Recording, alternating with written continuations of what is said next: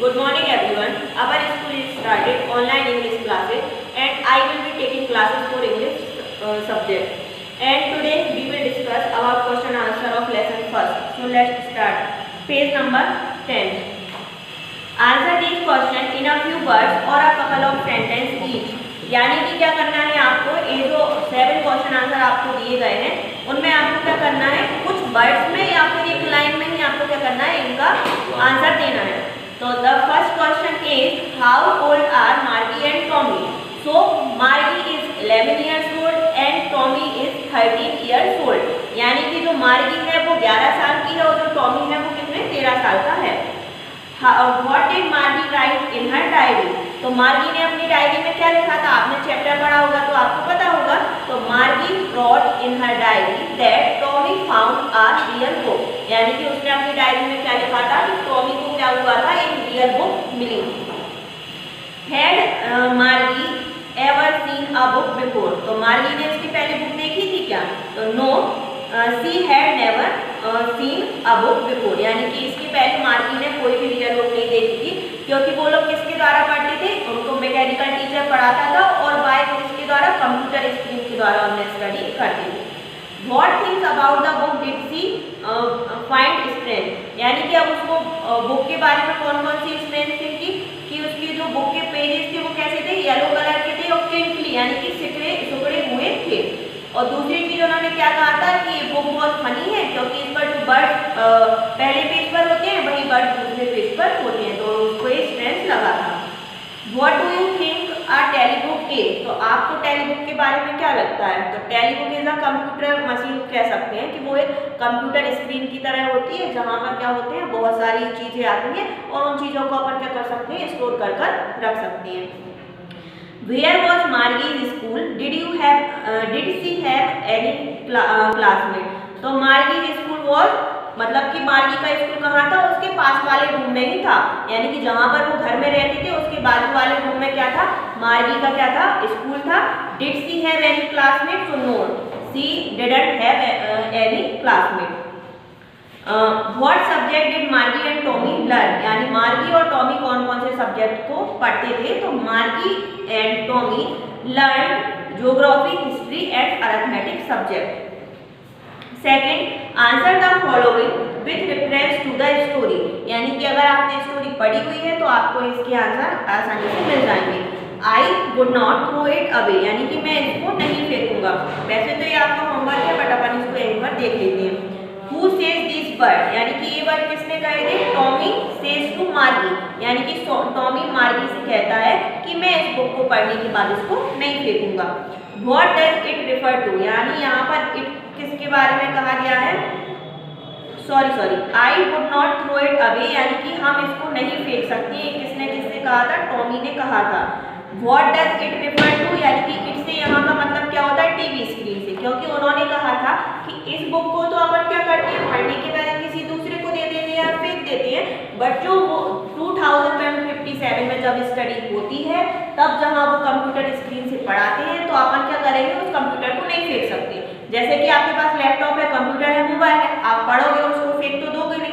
अगर आपके पास कोई रजिस्टर है, बुक है, तो आप क्या कर सकते हो, उस चीज को फेंक सकते हो. What is it being compared with by the speaker? यानी कि यहाँ पर स्पीकर ने किसको किससे कंपेयर किया है, टेलीविजन स्क्रीन को बुक से कंपेयर किया है. यानी कि बुक से अपन जो अभी पढ़ते हैं वो 2157, यानी कि आप फ्यूचर में क्या करोगे, वही चीजें क्या करोगे, कंप्यूटर स्क्रीन से पढ़ोगे, जैसे कि अभी आप पढ़ रहे हो. Sure they had a teacher but it was not a regular teacher, it was a man. अब टॉमी ने क्या कहा था कि जो पहले के जमाने में जब अपन पढ़ रहे हैं तो वहाँ पर टीचर कैसे पढ़ते थे, वहाँ पर एक ह्यूमन टीचर आता था और उनको पढ़ाता था. लेकिन फ्यूचर में क्या होगा, कोई भी ह्यूमन टीचर नहीं रहेगा, क्योंकि वहाँ पर अपन को क्या करना पड़ेगा, एक बड़ी सी कंप्यूटर स्क्रीन होगी, वहाँ पर अपन पढ़ेंगे, अपना रोबोटिक टीचर आएगा और पढ़ाकर वो चला जाएगा. तो who does they refer to, यहाँ पर किसकी बात हो रही है कि ओल्ड स्कूल जो होते थे वहाँ पर जितने भी बच्चे पढ़ाई किया करते थे वहाँ पर इनको बताया गया कि बड़े मजे से वो पढ़ते थे. व्हाट डज रेगुलर मीन, यहाँ पर रेगुलर टीचर का मतलब होता है मैकेनिकल टीचर से. यानी कि जो मार्गी और टॉमी को पढ़ाता था वो कौन था, मैकेनिकल टीचर थे, यानी कि वो एक कंप्यूटर स्क्रीन के थ्रू पढ़ाते थे. What is the contract with, यानी कि यहाँ पर ह्यूमन बीइंग से बात की गई है। अब third question is answer is these question in a short paragraph, यानी कि अबाउट 30 वर्ड्स में आपको इनके आंसर फाइंड आउट करने हैं। तो what kind of teacher did मार्गी एंड टॉमी हैव, यानी कि मार्गी और टॉमी के पास किस तरीके के टीचर थे। तो आपने इसमें पढ़ा था कि मार्गी और टॉमी के पास कैसे टीचर थे, मैकेनिकल टीचर थे, रोबोटिक टीचर थे, by email by moving text, यानी कि इसके द्वारा वो पढ़ते थे। उनके पास क्या था, कोई भी ह्यूमन टीचर नहीं था। Why did Margie's mother send for the country inspector? अब मार्गी की जो मम्मी थी उन्होंने उसको काउंट्री इंस्पेक्टर के पास क्यों भेजा था, क्योंकि जो मैकेनिकल टीचर थे had been giving test after testing geography, यानी कि मैकेनिकल टीचर क्या कर रहे थे, बार बार मार्गी को टेस्ट देते जा रहे थे एंड मार्गी क्या कर रही थी, उसमें रॉज से रॉज यानी कि गंदे से गंदा उसमें परफॉर्म कर रही थी, इसीलिए वो उनको काउंट्री इंस्पेक्टर के पास ले गए। What did he do, यानी काउंट्री इंस्पेक्टर ने क्या किया, तो काउंट्री इंस्पेक्टर ने कुछ नहीं किया, मार्गी की मम्मी को बिठाया और उनको अच्छे से समझाया कि जो हमारे जियोग्राफी टीचर थे वो बहुत जल्दी फास्ट स्टडी उन्होंने कराई और मार्गी को कुछ भी समझ में नहीं आया। तो अब हम क्या करेंगे, उस स्टडी को एकदम स्लो कर देंगे। Why was Margie doing badly in geography? What did the country inspector do to help her? यानी कि मार्गी क्या कर रही थी, जियोग्राफी टेस्ट में क्यों गंदा परफॉर्म कर रही थी और काउंट्री इंस्पेक्टर ने उनकी कैसे मदद करी। तो काउंट्री इंस्पेक्टर ने क्या किया था, वो मार्गी की मम्मी को बढ़िया अच्छे से समझाया और उन्होंने उनसे कहा कोई बात नहीं, हम क्या करेंगे, जो जियोग्राफी सेक्टर के टीचर हैं उनको कहेंगे कि आप स्लो थोड़ा पढ़ाइए। What had once happened to Tommy's teacher? एक बार क्या हुआ था, टॉमी के जो टीचर थे, हिस्ट्री के जो टीचर थे, उन्होंने क्या किया, हिस्ट्री का पूरा स्लॉट खाली रखा, यानी कि महीने 2 महीने उसको पढ़ाया ही नहीं। तो फिर उनके टीचर को क्या किया था, वहां से हटाई दिया था। जैसे आपके स्कूल में कोई टीचर आया और आपको पढ़ाया नहीं तो क्या करेंगे, उसको स्कूल से निकाल देंगे, वैसे टॉमी के टीचर को भी क्या किया, वहां से निकाल दिया था। Did Margie have regular days and hours for school? If so भाई, यानी कि मार्गी क्या करती थी, रेगुलर आवर में क्यों पढ़ती थी या नहीं। तो अपन ने पढ़ा था कि मार्गी की मम्मी ने कहा था कि छोटे बच्चे रहते हैं तो उनको एक टाइम टेबल सेट कर देना चाहिए कि इतने टाइम टेबल में वो क्या करेंगे, स्टडी अपनी करेंगे। तो उसके भी क्या थे, रेगुलर आवर थे।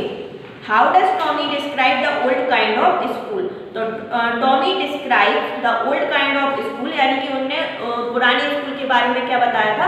वहाँ बच्चे क्या करते थे, एक साथ आते थे, प्ले टुगेदर, मतलब और खाना खाते थे साथ में, स्टडी भी साथ में करते थे, होमवर्क भी साथ में करते थे। तो बहुत सारी चीज़ें थी तो वो अपने साथ में करते रहते थे।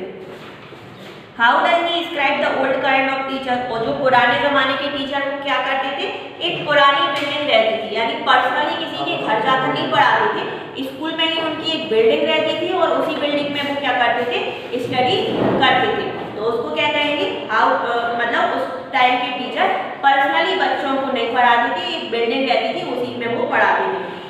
What are the main feature of the mechanical teacher and the classroom that Margie and Tommy have in the story? यानी कि अब अपन को बताना है कि जो मार्गी और टॉमी थे उनके स्कूल किस हिसाब से थे, उनके टीचर कैसे थे और उनका क्लासरूम कैसा था। तो पहले के ज़माने में क्या होता था, मैकेनिकल टीचर थे वो थ्रू एक ब्लैक स्क्रीन रहती थी बहुत बड़ी, उसके थ्रू क्या कराते थे, वो स्टडी अपनी कराते थे। और दूसरी चीज़ क्या थी, उनके स्कूलमेट्स कहते थे, कोई भी स्कूलमेट नहीं थे, टीचर जो थे रोबोटिक टीचर थे। Second is Margie, why did Margie hate school? Why did she think the old kind of school must be है? तो Margie hated school very much because her mechanical teacher had been giving test after testing geography, यानी कि मार्गी के जो geography teacher थे वो test पे टेस्ट उसको दिए जा रहे थे और मार्गी doing rows and rows performance in geography sector. और मार्गी क्या कर रही थी, जियोग्राफी सेक्टर में बहुत गंदे से गंदा परफॉर्मेंस वो कर रही थी। उसके बाद क्या था, why did she think the old kind of school must have been fun? अपन ने इसको पढ़ लिया तो अच्छा लगता था क्योंकि बहुत सारे लोग साथ में आते थे, साथ में खेलते थे, साथ में होमवर्क करते थे, एक दूसरे के साथ बहुत फन करते थे। इस तरीके से अपने क्वेश्चन आंसर कंप्लीट हुए। अब अपन देखेंगे grammar.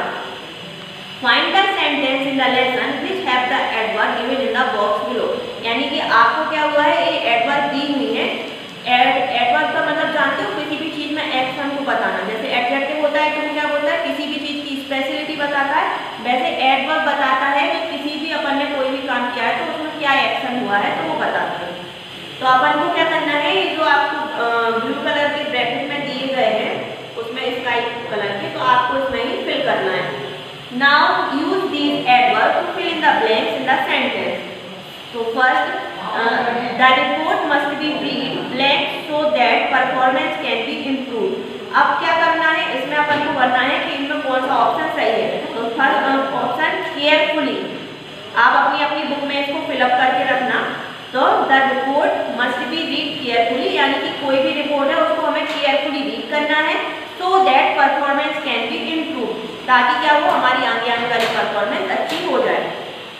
At the interview Sameer answered and question struggling with shoulder यानी लॉफ्टी, यानी कि हंसी में वो क्या कर रहे थे, इंटरव्यू में आंसर और क्वेश्चन दे रहे थे।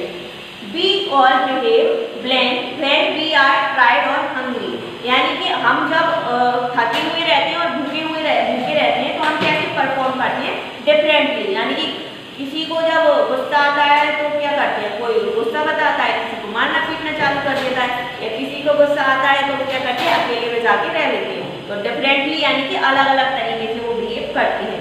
Fourth is the teacher so her head blank when Ravi light at her, यानी कि टीचर को क्या होगा, सॉरो, इसमें आएगा sorrowfully is the correct answer.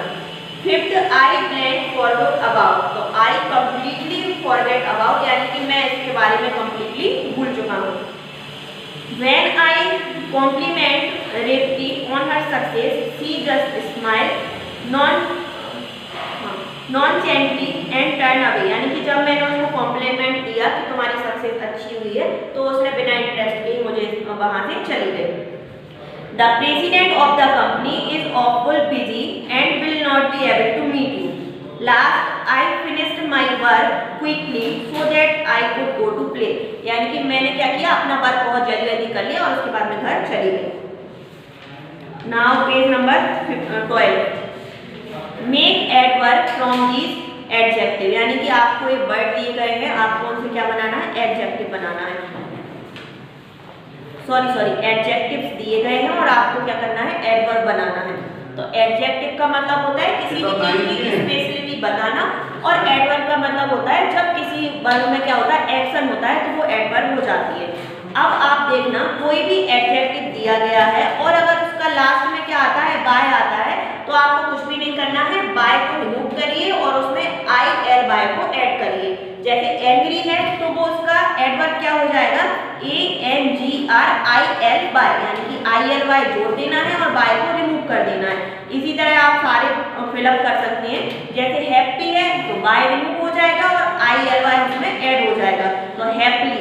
Mary का क्या हो जाएगा, MERRIL मैरी। स्लीप का क्या हो, स्लीपी का क्या हो जाएगा, स्लीपली। इजी का हो जाएगा इजली, नॉइज का हो जाएगा नॉइजली, टिडी का हो जाएगा टिडीली और ग्लूमी का हो जाएगा ग्लूमी। अब इस तरीके से आप इनको फिलअप कर लीजिए, कुछ भी नहीं करना है, बाय को रिमूव करके IL बाय आपको इसमें फिल करना है। अब आते हैं अपन फ्यूचर टेंस, प्रेजेंट टेंस और ये सारे अनलेस के यूज में। तो ये आपका जब ग्रामर पोर्शन होगा तो अब अपन इसको अलग से ही पढ़ लेंगे। अब आती है बारी इसकी second part, the road not taken, जो कि अपन ने कल इसको पढ़ा हुआ था। तो अब अपन इसके थोड़े क्वेश्चन आंसर ब्रीफली यानी कि जल्दी जल्दी देख लेंगे। Where does the traveler find himself? What problem does he face? तो अपन ने कल पढ़ा था कि ट्रेवलर ने अपने आप को कहाँ पाया था, येलो बोर्ड, यानी कि वो जंगल में खड़ा हुआ था और उसके पास क्या थे, दो रास्ते थे, या तो वो इस रास्ते पर जा सकता था या इस रास्ते पर जा सकता था। अब प्रॉब्लम उसको क्या आई, वो सोचने लगा कि मैं किस रास्ते पर जाऊँ। Discuss what this phrase mean to you, यानी कि अपन को ये पता करना है कि इनमें किसके बारे में बताया गया है। तो पेज नंबर 16,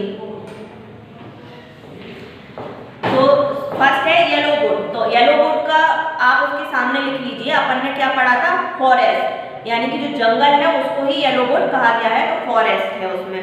और ऑटम सीजन चल रहा था, यानी पतझड़ का, तो autumn season. It was grassy and wanted wear, इसका सीधा सा मतलब है, अपन ने कल पढ़ा था कि जो वो एक रास्ता था उसमें क्या था, ग्रासी रास्ता था, यानी कि बहुत ज्यादा उसमें ग्रास थी, तो फुल ऑफ ग्रास से वो रास्ता भरा हुआ था। द पासिंग देयर का मतलब ये होता है कि उन्होंने बताया था कि दो रास्ते थे, तो वहां पर क्या हो रहा था कि एक रास्ता ऐसा था जहां से सब लोग गुजर रहे थे और एक रास्ता ऐसा था जहां से कोई भी नहीं जा रहा था। Leaves not step had trodden back. अब उन्होंने देखा कि एक रास्ता तो ऐसा था जहां पर घास जैसी की तैसी पड़ी हुई थी, तो इसका मतलब था कि इस रास्ते से कोई गया ही नहीं था। How I lead one two bed. अब अपन ने कल पढ़ा था कि जैसे मान लीजिए आपको इंदौर जाना है, इंदौर जाने के कई रास्ते थे, ठीक है। अब आप इंदौर पहुंच गए, तो अब ऐसा तो है नहीं है कई रास्ते थे तो आप इंदौर जाओगे फिर दूसरे रास्ते से जाओगे फिर ट्राई करोगे कि मैं इंदौर पहुंचा कैसे, ठीक है। तो इसका मतलब ये है कि एक रास्ते पर जाने के बाद हम दूसरे रास्ते को लीड नहीं कर सकते, मतलब एक रास्ता दूसरे रास्ते को लीड करता है। तो आप अभी जो चॉइस करती हैं उसका सारा इफेक्ट क्या पड़ेगा, आपके फ्यूचर पर पड़ेगा। Third question is there any difference between the two roads at the poet describe them into stanza 2 and 3। मतलब उन्होंने पूछा कि सेकंड और थर्ड पैराग्राफ में क्या बताया गया है कि दोनों रोड अलग अलग थी, तो नहीं। पोएट ने क्या बताया था कि जो सेकंड और थर्ड पैराग्राफ में बताया था कि दोनों रोड क्या थी, बिल्कुल सेम एक जैसी थी, मतलब दोनों पर घास थी, ऐसा लग रहा था कि उन रास्तों पे भी कोई गुजरा ही नहीं था। In the last 2 lines of the poem, तो लास्ट 2 लाइन में पोएट ने क्या बताया था कि मैंने उस रास्ते को चुना था जो डिफिकल्ट था, तब जाके मैं क्या हुआ था इतना बड़ा पोएट बन गया हूँ। तो उन्होंने भी यही कहा कि रास्ते में कठिनाइयों को चुनिए ताकि हमें आगे सक्सेस मिले। लास्ट क्वेश्चन है what do you think the last 2 line of the poem means looking back does the poet regret his choice and accept it. यानी कि उन्होंने कहा कि पोएट ने क्या किया था, हार्ड डिफिकल्ट जो उनका रास्ता था वो चुना था, तो वो कभी उस पर रिग्रेट नहीं हुए, क्योंकि उन्होंने जब कठिन रास्ता चुना उनमें साहस था, करेज था, इसीलिए वो आज जाके पोएट क्या हुए थे, इतने अच्छे पोएट बन गए थे। ऐसे हमें भी क्या करना चाहिए, अपनी लाइफ में हमें हार्ड डिफिकल्ट रास्ता चुनना चाहिए। हो सकता है भविष्य में जाके आप भी क्या हो जाए, बहुत अच्छे महान व्यक्ति बन जाए। अब जो सेकंड पार्ट का फर्स्ट और सेकंड है वो आपके खुद के डिस्कशन करने का है, तो आप खुद से डिस्कशन उसमें कर सकते हैं और उस पर लिख सकते हैं। इस तरीके से अपना फर्स्ट चैप्टर टोटली कंप्लीट हो गया है। नेक्स्ट वीडियो में अपन नेक्स्ट चैप्टर के साथ मिलेंगे। Thank you.